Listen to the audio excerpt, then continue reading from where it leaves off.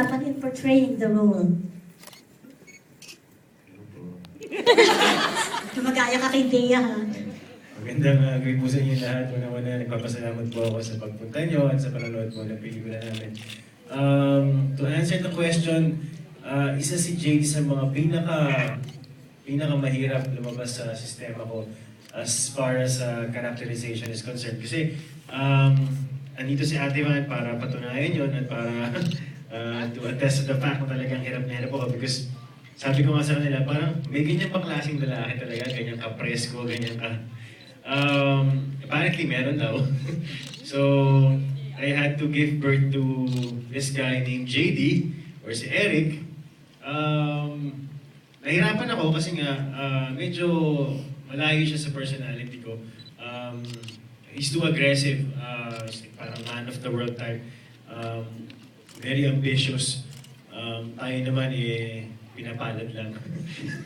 Ayun po, kung para sagutin yung tanong, medyo malayo po si JD sa atin at talagang nahirapan po tayo. So sabi mo, Lloyd, nahirapan ka sa portrayal ng role. What is it in the John Lloyd Cruz persona ang hindi makarelate talaga sa character ni JD? Si JD kasi masyadong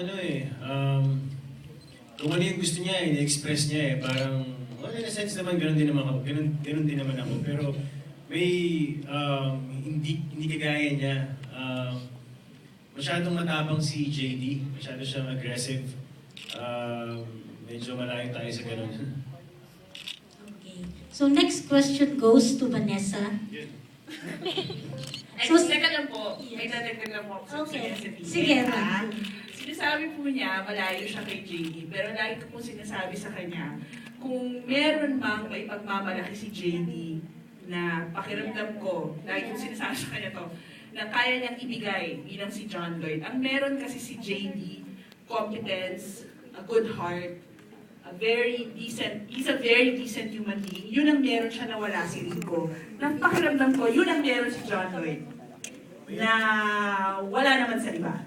Diba? So, dahil sinasabi sa kanya, kasi na hirap siya, pumasok sa characters niya, sabi niya, Ate Van, hindi ko kayang magpaka-sexy, hindi ko kayang magpaka-yabang-yabang dyan, ganyan. Kasi hindi ako ganon. Sabi ko, hindi ka ganon. Pero, kasi ang pinanggagalingan ni JD, yung confidence ni JD, nanggagaling dun sa fact na mabuti siyang tao.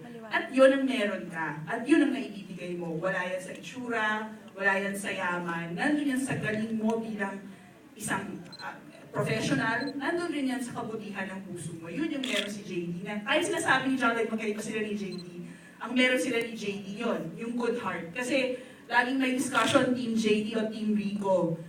Habang gumagawa kami ng pelikula, yung director photography namin, nung una sabi niya, Team Rico siya. Pero nung pumasok na si JD, nung una niya na si John Lloyd, matagal na matagal, ay Team JD na ako. Na feeling ko gano'n rin naman. Kung ako tatanungin nyo, Team JD ako. Kasi, yun yung binibigay ni JD, na feeling ko, yun ang meron si John Lloyd.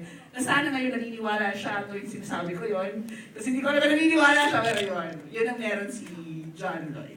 Okay. Wow, compliment from Ate Van. Okay, now to Vanessa.